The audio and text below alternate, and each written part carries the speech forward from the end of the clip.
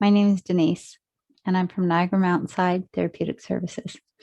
I am presenting today a program called Mind Matters, a cognitive stimulation program for people. It's intended for people who have cognitive impairment, whether from stroke, developmental disabilities, Alzheimer's, um, dementia, any of these things. And the intention is that you as a loved one, a friend, a family friend, a care provider may assist the individual during this process and during our program. So this is just a short program, and I am going to share my screen with you so that we can get on with the program. So welcome to Mind Matters. So as I noted, the intention of Mind Matters is one, to have fun, to encourage thinking in different ways, to instill confidence, and learn new ways to engage and interact with each other, to exercise our brain, and to encourage your loved one to participate and discover answers, even if the answers aren't really correct. Just that process of thinking about something and getting to the conclusion of something is really important, especially at the more advanced stages. So, which I hope you're not there, and your family member is not there. So, some suggestions to use this video, because it is a one-way street. I'm not interacting with you, but just have fun with it. Pause when you need to, when you feel that you want to pause the video, that you can interact, ask a few more questions. Maybe your family member needs a little more time to get the answers, or it needs a little more probing or encouragement in some ways. And also this helps. It helps. Like, I know when I do it, it helps for me to become really creative and find creative ways to interact and to pull the answer from another person. Use a pen and paper. It encourages our writing skills, getting that hand-eye coordination going and keeping it. Use the ideas that I present here and continue to inquire about more words. Like, for example, today we are going to talk about king-sized words. And when I looked, did some research, there's like over 1,000 words that have king in it. So, so there's lots of words out there, and I've only got a few examples. So please just expand and go further with this if that's interest to you and your loved one. And for persons with cognitive decline, there may be no wrong answer. Ask and inquire. How'd you come up with that? What was the reasoning for it? And sometimes it just, will fit. And that's okay. That's good. So, welcome. And thank you for being here. Thank you. I welcome you and your family member or friend. Thank you so much for being here. My name is Denise. And please let me know who you are by adding your name into any message in the comment section below. That would be really cool. So, today's topic is king-sized words. So what do you think of when you think of king-sized words? I was speaking to some people this morning and I got some interesting answers. So what do you think when you think of king-sized words? But in our session today,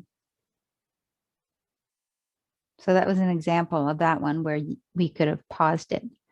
And talk about it.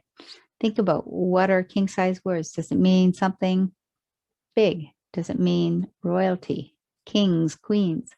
Or is it just words that have king in it? So, and that's what we're going to do today. So we're going to look at words that have king in it somewhere. For example, what would you do in the kitchen? Somebody would usually be cooking or baking. And those are examples of the king words. Yeah.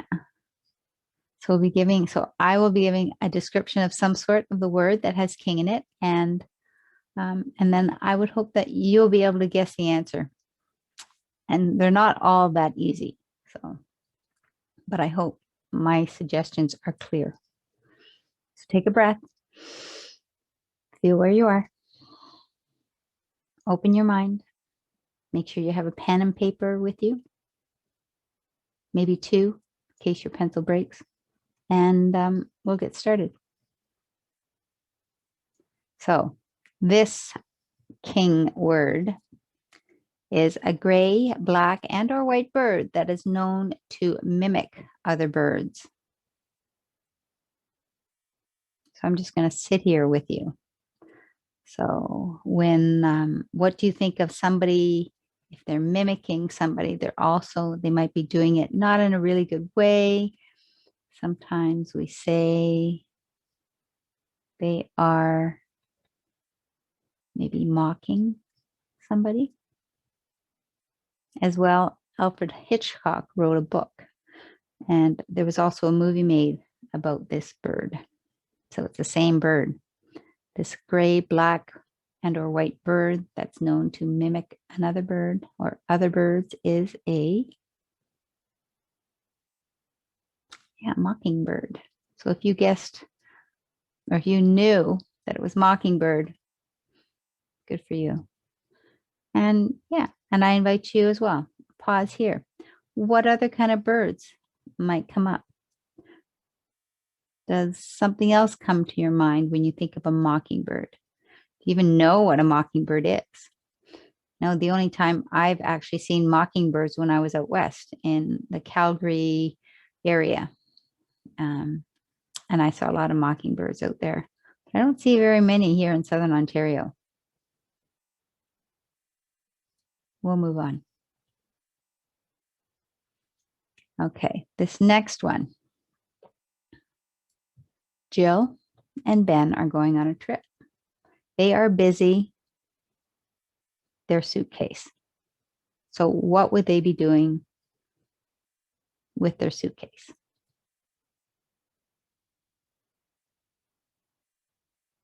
And if you said that Jill and Ben are going on a trip and they're busy packing their suitcase, that's the answer that I was looking for. You may have found another answer.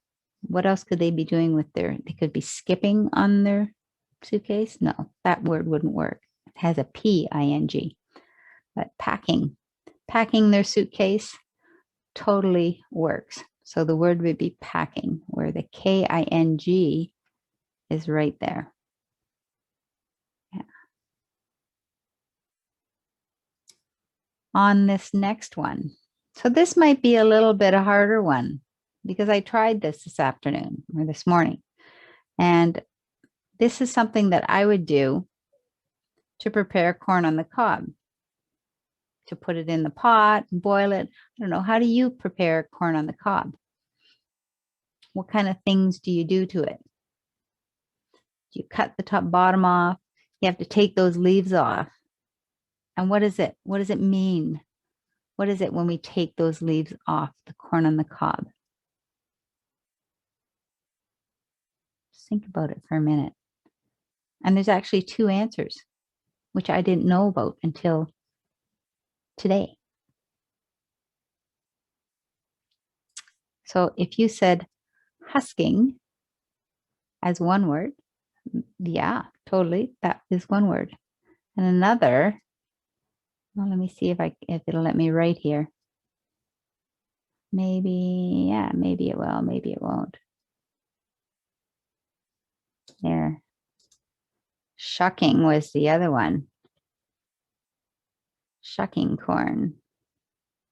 And the king is right there. There's the king word for shucking. So husking or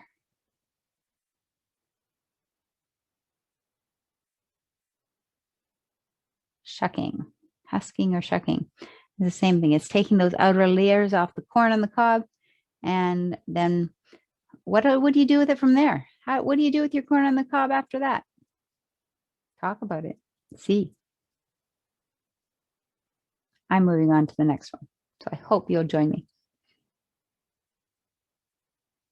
So when we make an inquiry, we are what? A question. When we make an inquiry, we are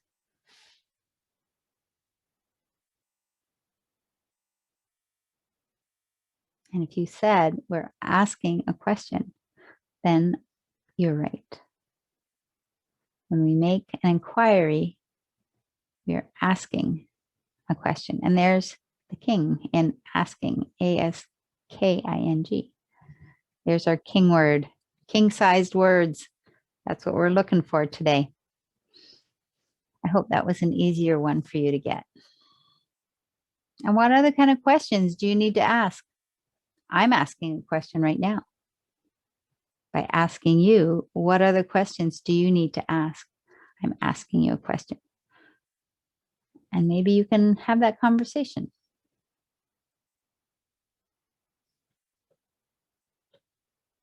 Let's see.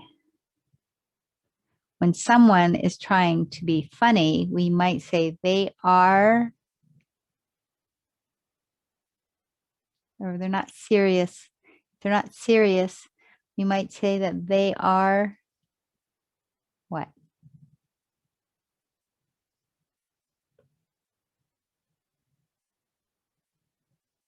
Yeah, we might say that they're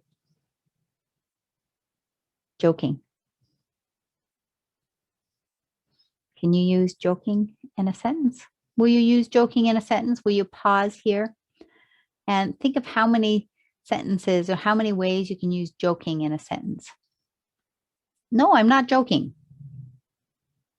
Yeah, see what comes up. And then I'll move on to the next one. Okay, so when someone obsesses over little details that are not really necessary, we say they are, we could say they're obsessive compulsive, but no, that's not what we're looking for. We're looking for a word that ends in K-I-N-G. Yeah, we are. We really are. And the word,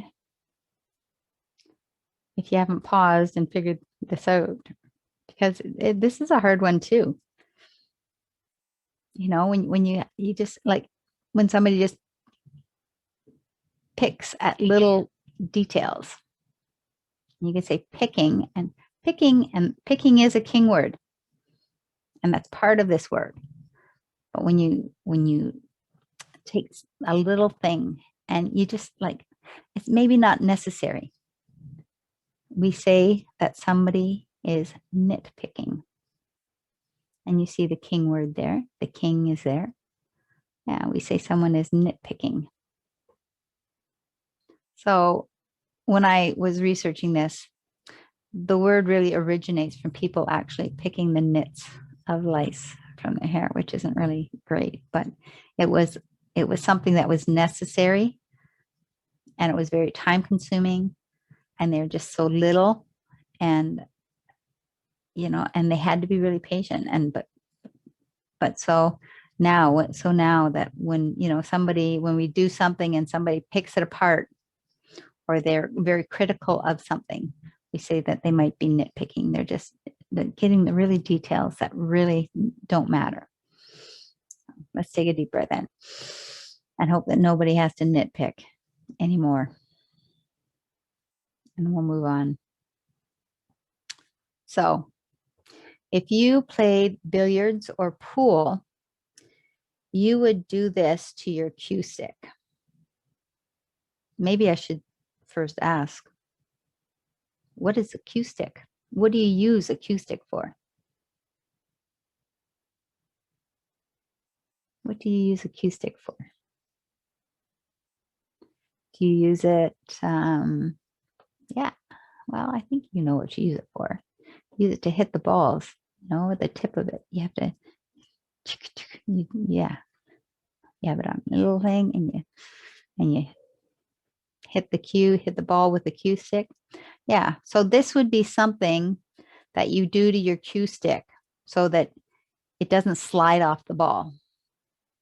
And it's a little square thing, comes in a little cube, and there's a little hole in it so that the tip of your cue stick can go in, and then you just turn it and you do this to your cue stick. My answer is chalking. I hope you got chalk and chalking. So if you played billiards or pool, you would be chalking your cue stick. Maybe quite often. Depends on how good we are. What else could you chalk? Do you have grandchildren, children? Maybe they're chalking on maybe they used to chalk on your driveway, chalking on the driveway, drawing chalk figures. Or do you remember chalking on the board when you were a kid in school? Chalking on the bulletin on the boards at school, chalkboards. Yeah. This next king word refers to boating with this particular kind of boat. And it might be a boat that you've never been in, but it might be a boat that you love to boat in. So I'm just going to see what the next one is. So you would use a paddle to move this boat. There's only one paddle, and it's got a blade on each end. And then you would just use, both your arms to move this paddle. And the opening of this boat is very small, so you kind of have to slide into it. So this king word refers to boating with this particular kind of boat. And this particular kind of boat, you would use one paddle with a blade on each end of it to move the boat. And the opening to this boat is small. And you might think of Inuits, Eskimos. I think that's where it originated from. And if you're thinking of kayaking, you're right. And have you ever kayaked? Do you like to go kayaking? Do your children go kayaking? Do your friends go kayaking? Do you know anybody that goes kayaking? It's becoming more popular. And if kayaking isn't your sport, then it's not your sport. What is your sport? Talk about it. Pause here. Think about, what kind of boating do you like to do? Or what kind of sporting event do you like to do? What kind of a sport activity do you like to do? Or a cottaging activity is your favorite? All kinds of interesting things to talk about.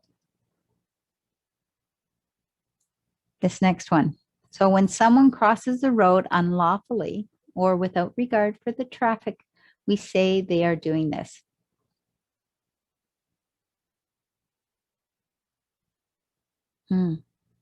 Usually it's like kitty corner, from one corner to the other, because, it's too much trouble to go across one and then across the other. You have to go straight across.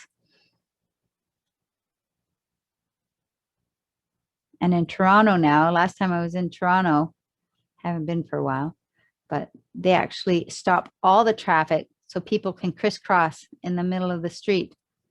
And it's not illegal, but they used to call this jaywalking. And there's the king right here, K-I-N-G. And I'm going to underline. Yeah. So do you remember a time when you jaywalked and it was really illegal? Like they actually stop you? I remember riding my bike through a light once and got stopped by a police. So that was one of my jaywalking experiences, but it was on my bike. How about you?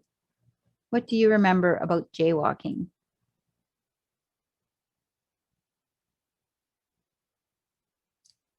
Well, this next king word has to do most often with fabric or just making something smaller. Yeah, making something smaller. I associate it with fabric because I'm a seamstress. I'm a sewer. I'm not a seamstress, but I'm a sewer. And so I do associate this word with that. But it doesn't necessarily have to do only with fabric. It's just done making something smaller before it's used.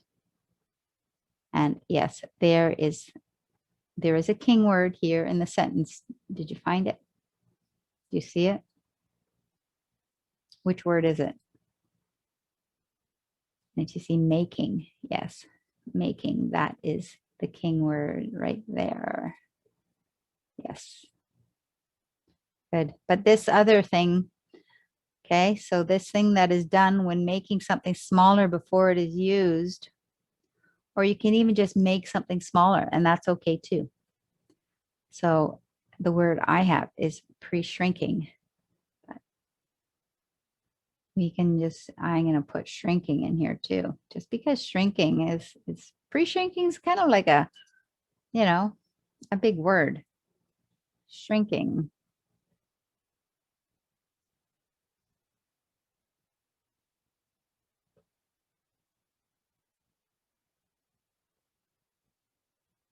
And there is our king. And I'm just trying to get that king word, and it doesn't want to give me king. Doesn't want to give me just the king. There we go. Pre-shrinking or shrinking, making something smaller.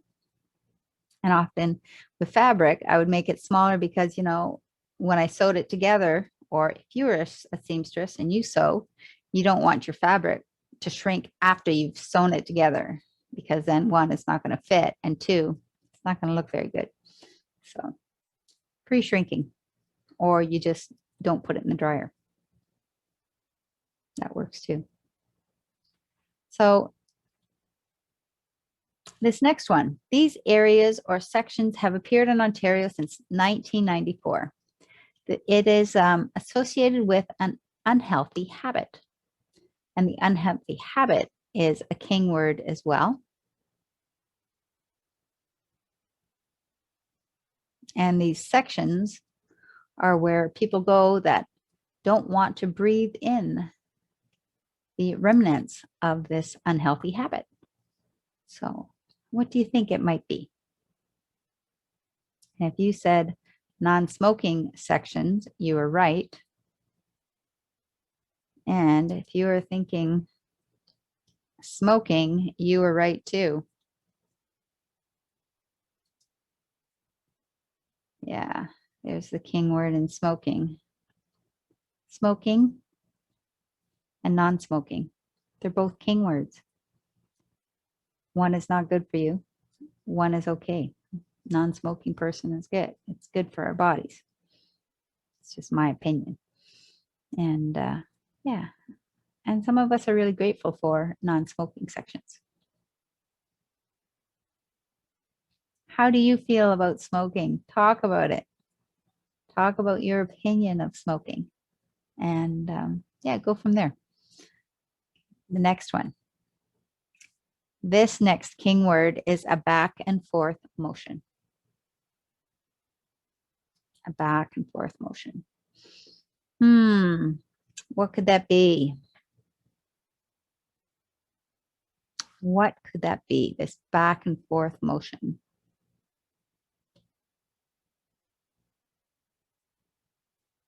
Did you figure it out?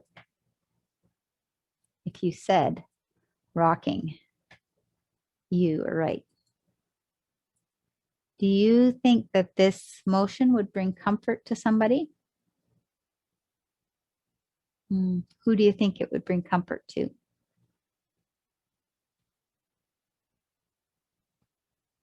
maybe it would bring comfort to you.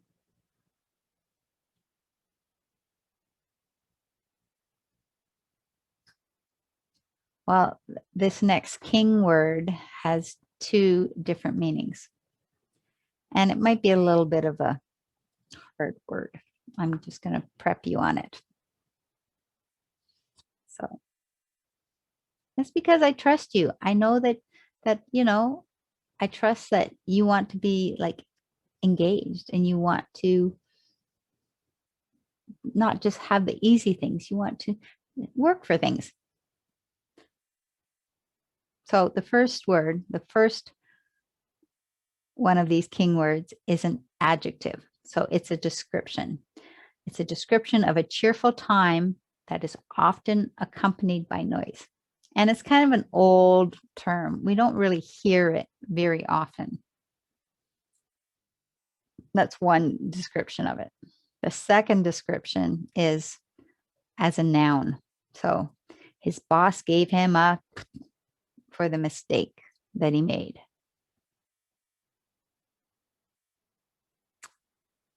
The first was an adjective, a description of a cheerful time, often accompanied by noise. And the second meaning is as a noun, where, his boss gave him something for the mistake that he made. Any clues? Do you have any idea what this word might be? I associate it more with a fun thing than this mistake thing. But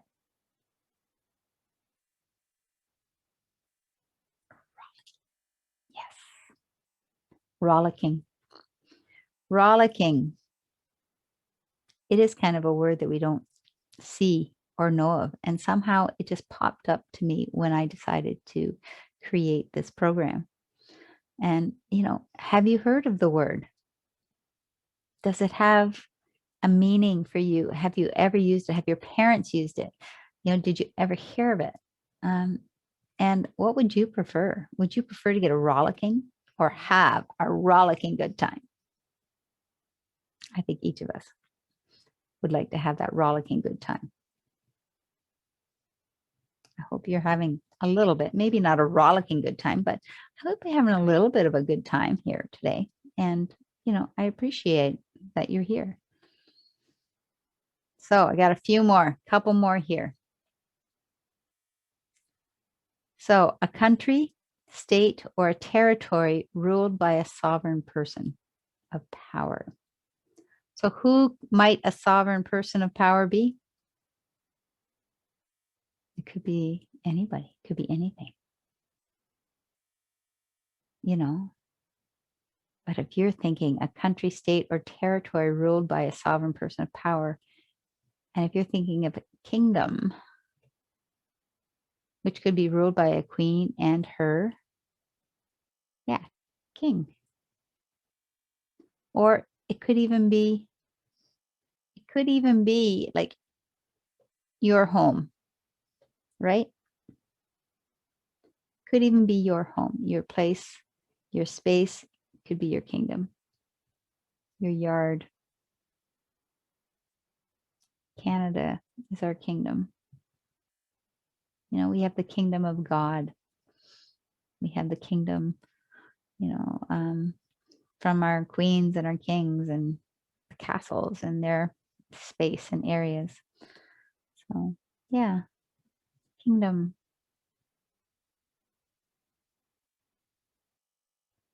Well, I thank you. This comes to a conclusion. Our play with king size words for today. But like I say, there are many more. When I researched, there was like over 1,000 words that had king in it. So if this interests you to take this a little further, I invite you to look in a dictionary. Just think of the words like walking, talking. Those are king words. Yeah. And have a rollicking good time with it. So please, if you'd like to share a few words in the comment section below. I see I have a typo here.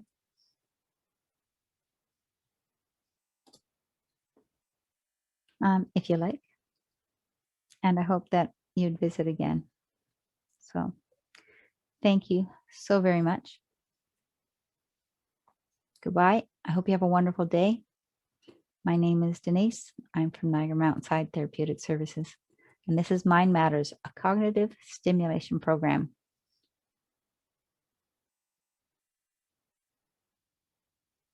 Thank you once again. And have a great day. I wish you all well.